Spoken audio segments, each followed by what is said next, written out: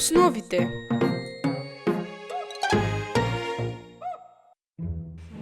Защо трябва да учим математика всеки ден? Вече знаем важните неща. Защо трябва да учим още? За да ги използваш в работата си. Можеш да станеш анализатор, счетоводител и дори истински учен. Добре, кажи ми как точно един работник в работата си на бургера ще трябва да знае, че 77 плюс 33 е равно на 100.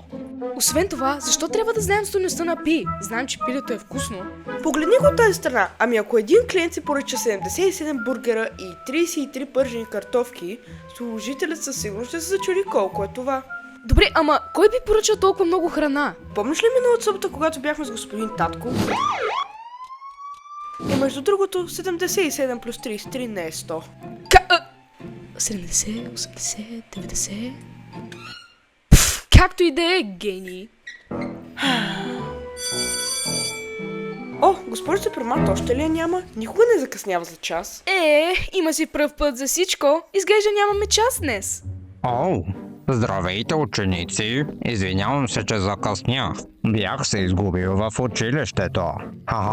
Както и да е, време е за любимия предмет на всички. Математика.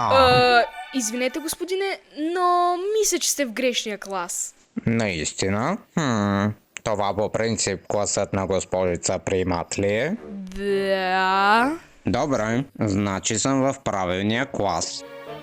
Вероятно трябва да се представя преди да започнем с ученето.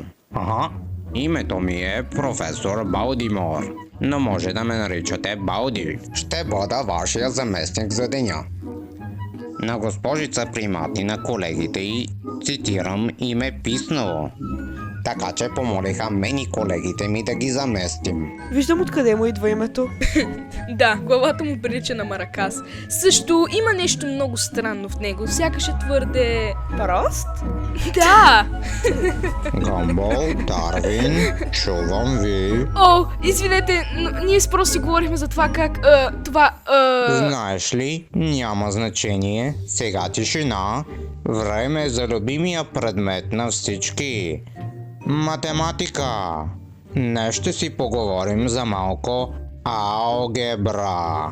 Математика? Любимия предмет на всички? Гъмбъл, може ли да си седнеш на мястото? Преди това имам няколко въпроса. Първо, защо лакетът ви е различен цвят? И второ, защо имате дървена линия? Просто може да сочите с ръка към дъската. Виж, хлапе, ако бях на твое място, нямаше да се шегувам така и щях да си седна на мястото и да слушам. И трето, защо се казвате господин Балди, след като имате един косъм коса? Трябва да се наричате... Казах седни и слушай!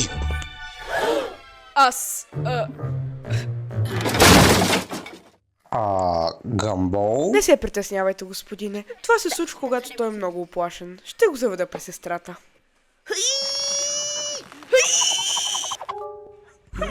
Вижда съм това и преди.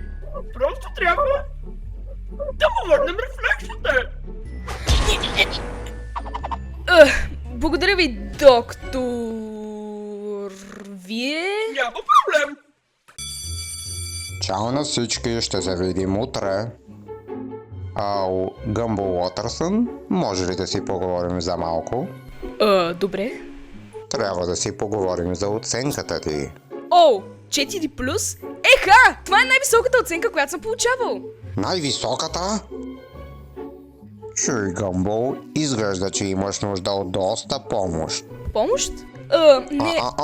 Остави ме да се доизкажа. Направи ми впечатление, че напоследък формулите ти станаха много трудни. Но не се тревожи, защото мога да ти помогна. Ето, вземи това.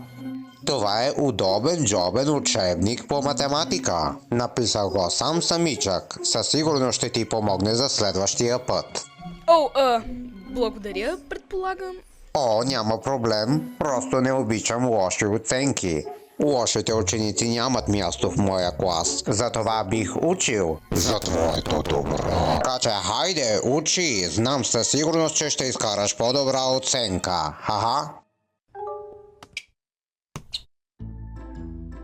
Братле, защо се забави толкова? Просто заместникът. Каза ми оценката от теста по математика. Имам 4+. 4+? Това е най-високата оценка, която съм получавал някога. Не, че се сравнявам с тези на другите. Да, нали? Но вместо да ме поздравява, той ми каза, че не е достатъчно и ми даде тази странна книга. Дай да видя. Простото учене на математика с Балди, математическо издание. Това е странно. Някои от уравненията тук са невъзможни за разчитане, а и числата са смесени. Тък му се търсих причина защо да не я чета. Човече, виж, има QR код отзад. Да го сканираме и да видим къде води. Какъв е този сайт? Има толкова много правописи грешки, че е като нов език. Например, какво означава това? Това дори не е бутон на клавиатурата! Вероятно има проблеми с правописа. Той е учител. Не мисля, че някой ще иска учител, който има тежък случай на дисфузия. Дисфузия? Знаеш, дислезия. Имаш предвид дислексия? Дисирия, дислексика, все тая. Мисля, че трябва да напишем писмо и да го поправим. Братле, просто можеш да му напишеш имейл. Да, обаче имейла има ли цветни параграфи и стикери? Така си и мислех. Какво? Всичките им тетрадки ги няма! Сигурно съм ги оставил в училище. Казваш ми, че си забравил всичките тетрадки в училище и даже не си забелязал? Ами сигурно съм бил твърде разсеян. Както и да е, отивам да ги взема. И ти идваш с мен. Не мога. Но защо? Заед съм. Правейки какво? Практикуване на моето ядене. Да, виж. Добре, ще дойда.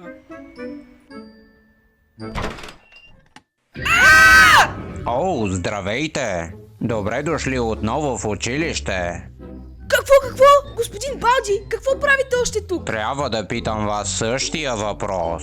Ние просто се върнахме тук Не се тревожи, знам защо сте тук. Тук сте, за да си вземете тетрадките. Как разбра? Знам, защото видях една от тетрадките ти в онази стая там.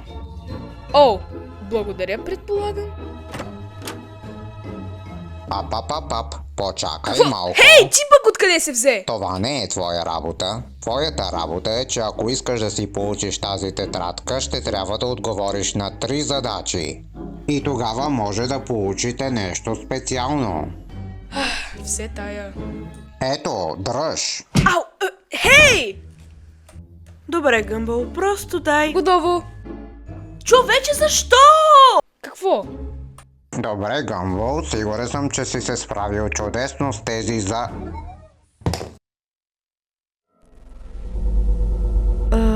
Господин Балди, всичко наред ли?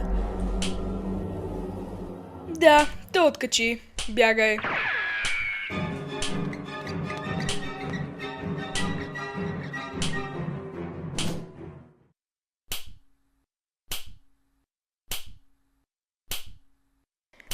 Ако искаме това да изглежда като преследване, ще трябва да се адаптираме към някаква скорост. И как ще направим това? Просто прави като мен. Хей, братле, друга стая! Да проверим дали някой от тетрадките ми е там. Хей, тук има една! Предполагам, че господин Балди е оставил тези математически таблети във всяка стая, за да подобрим оценките си някак. Просто супер. Добре, ще се заема с този. 4, 9... Какво? Мислех, че учим математика, не дребни иероглифи. Побързай, почти е тук! Забрави, да бягаме! Трябва да се махнем от тук. Без тичане в коридорите. Какво? 15 секунди наказание за вас. Не ме карате да го правя пак. Откъде изобщо се появи? Мисля, че трябва да е един от колегите, за които говореше господин Балди по-рано. Но ако не ни е разрешено да тичаме, как ще избягаме? Ку-ку.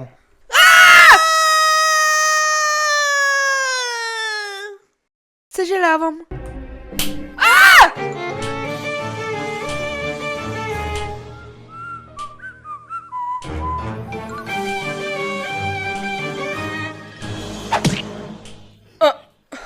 Кой си ти? Дай ми нещо яко. Имам нещо яко за теб, приятел. Предложение. Може би почни да ходиш на фитнес от време на време. Всъщност, не от време на време. Нека кажем, веднъж на час. Както и да е, трябва да бягаме. Не даваш, не минаваш. Така ли било? Добре тогава.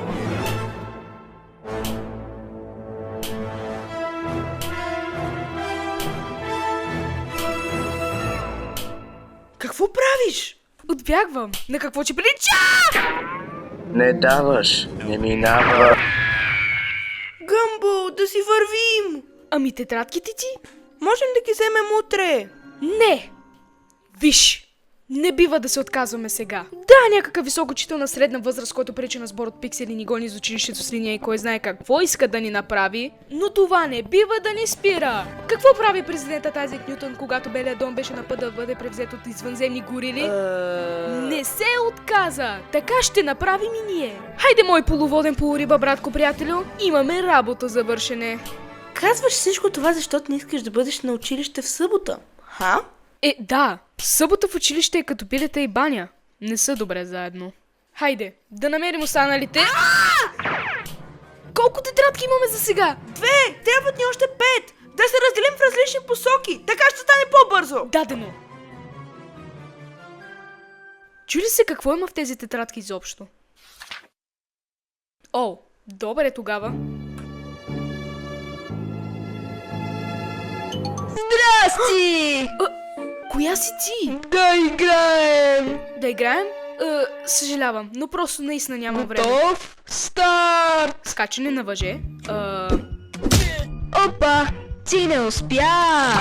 Да опитаме пак! Готов? Старт! О, Здравей, мой рибешки приятелю. Хей! Извинявай, трябва да вървя.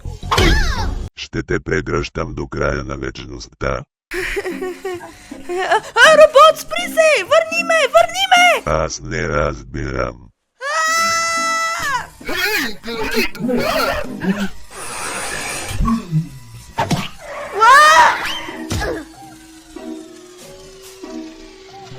Бинс, сега виждаш ли защо рядко ти позволяваме да правиш това?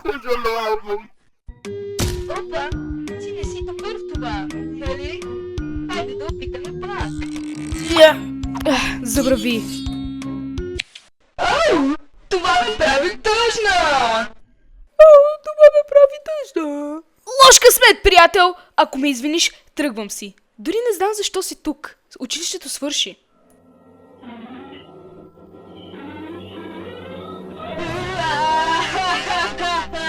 Чакай, не го мислех. Искаш да играем? Хайде да играем. 1, 2, 3. Изглежда, че е време за метене. Давай.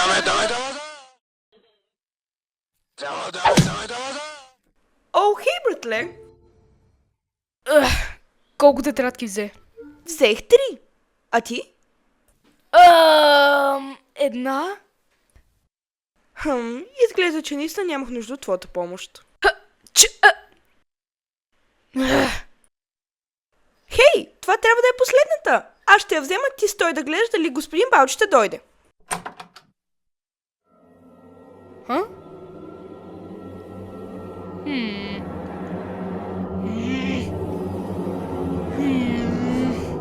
Добре, готово. Какво? Казах, че взех последната тетрадка. Хайде сега да се махаме от тук. Поздравления! Намерихте всичките 7 тетрадки.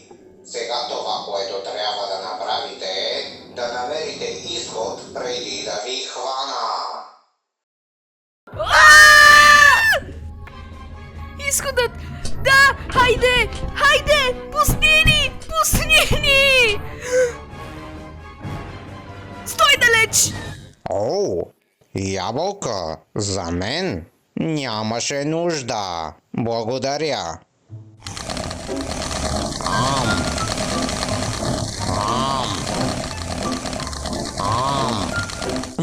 Беше вкусно. Сега, докъде бяхме? Да, време да ви дам един важен урок. Ако някога ви е трудна някоя задача, бройте с пръстите си. Може да ви помогне доста. Или алтернативно вземете лист и молив и използвайте чернова, за да пресмятате. Калкулаторите също стават, въпреки че са забранени в моето училище.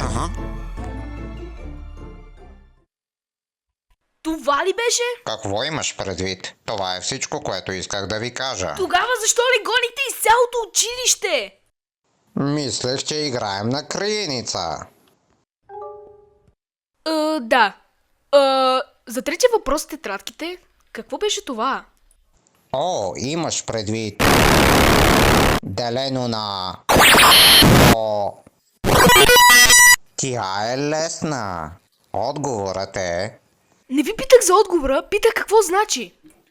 Не мога да ти обясня без да... Всъщност не ме интересува, изгубих интерес. Изглежда, че ще си вървим сега. Чао, господин Балди! До никога. Добре тогава. Чао, чао, деца. Надявам се да се видим пак някой ден. Това беше интересен ден.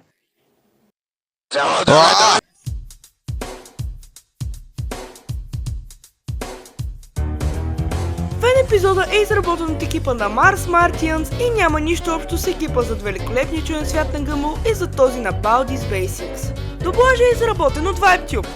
Ролята с артистите Симеон Михайлов като Гъмбъл и Игривата, Калян Петков като Дарвин, Бинс и Доктор Рефлекс, Лъчезар Тодоров като Метлата и Поболника, Денислав Пионов като директора, Енрике Диас като Балди, режисьори на дублажа Симеон Михайлов, Калян Петков, тон режисьор и преводач Симеон Михайлов.